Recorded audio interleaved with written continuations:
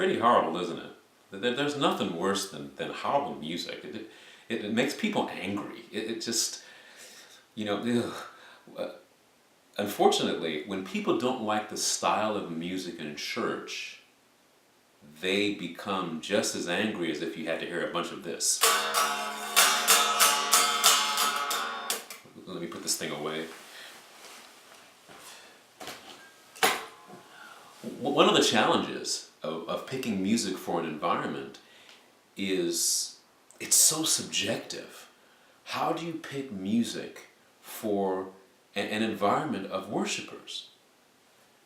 If you use CCM, which is contemporary Christian music, if you're in that environment, and usually you can appeal to Caucasian folk. If you're in a different type of environment, then you use urban contemporary music. If you're down south in America, then you'll use country and western, and then you can. If you're in other countries, you might use Celtic music, or you might use some combination of all of them. Or if you're in a multicultural environment, you may use all of them actually. So how do you do this? How do you pick music that fits the environment? Well, first, there are some markers that you have to recognize. One, what's the predominant culture in your church? Do they like classical music? Are they older? Do they like hymns? Do they like Gaither-like music, Gaither-style gospel tunes? Do they like old-style Black American gospel? Do they like choir gospel? And if you're in the New York area, for example, if you're in the New York area, they love choir gospel, black and white churches. They love choir. That's where Brook and Tabernacle is from, and so that and other great gospel choirs and great gospel recording artists. And so it's heavy choir if you're in the East Coast. If you're in the West Coast, depending on which denomination you're in, you might get into more praise team based worship. And so that's a different feel. And then once you start dealing with choirs, then it's a little easier because you have the classical-based choir, the choral-based choir, and then you have the gospel choir. So you have those three choices to choose from, and it's fairly basic. But what happens in the contemporary world is you have so many different styles of contemporary music that you really have to do some serious research. Just because you're dealing with, let's say, African Americans or black people, if you're dealing with that, that does not necessarily mean that they might like black gospel. I played for a church and spent time as a worship director at a church, and they were black and they loved hymns and anthems. That's all they cared for. So it really depends on you really have to do research on the culture. And so back to the contemporary world, if you're in the contemporary world, then you have to look at the color, because that is usually a great marker.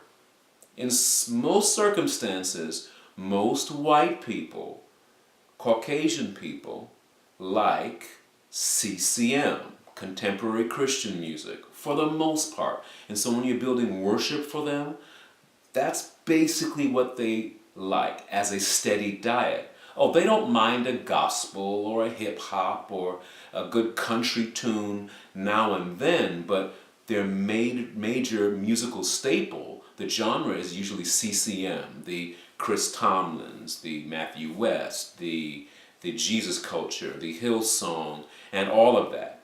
If you're in the urban contemporary environment, you have mainly black people who are in their 20s to 30s, 40s, 50s. A lot of them will like more of the urban contemporary worship music. You have Hezekiah Walker, you have Israel Houghton, you have Martha Munezi, you have so many others there, Ty Tribbett, you have Kirk Franklin, and there are many others. William Murphy, and there are many others in that world. So you can choose some of those, and then if you're in a multicultural environment where you have black, white, Hispanic, Asian, then you may need to throw in influences from all of them. For instance, I might do a Rand Experiment song. I'm in a multicultural environment, and so I might do a Rand Experiment, which is more country / Celtic stuff. Really nice, great song. I'll do maybe Build Your Kingdom in one set, and then I'll do a Hezekiah Walker, Every Praise, in the same set. And then I may do an old Michael W. Smith, Agnus Dei, and then to close, I might do a hymn,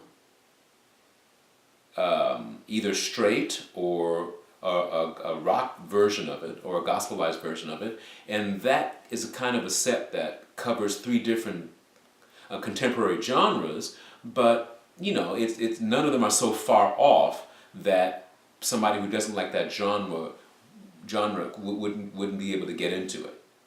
That's just an example of a set that I might do in a multicultural church. And then, not to mention, let's say if you're in a church with a lot of Latino or Hispanic people, then that's totally different. Now you need to throw in some salsa on that thing, which is really cool. And so and or reggae even, that's really enjoyable. And so then it's a different situation. It's more a matter of taste. And then also, once you meet people at their need, you can move the musical tastes of an environment if they trust you. And so if you give them everything they like, and then you throw in a different spin, they'll even say, "Oh, I like that song. What is that? Who did that song?" That happened to me when I did a country song. They loved it, even though they're mainly CCM. In one church, hey, who was they? People asked me who the artist was, and I actually introduced a new form of music to them. But I could only do that because I met them where they are. Please note, most people tend to like the style of worship service, the style of music that they experienced when God first became real to them.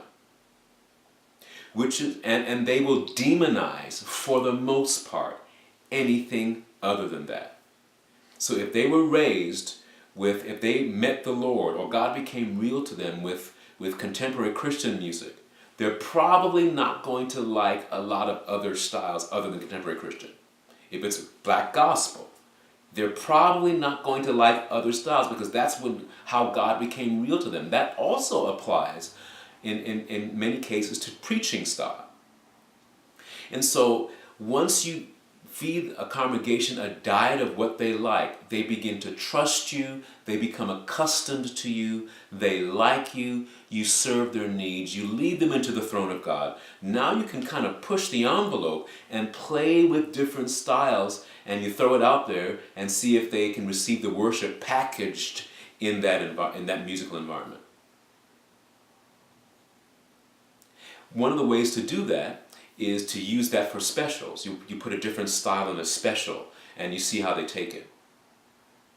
Also, if you're doing a blended service, that's a tough one because a blended service consistently means that most people aren't happy all of the time.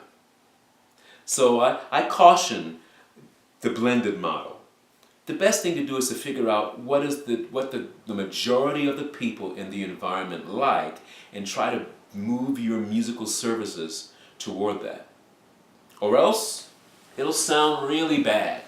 It'll be like this.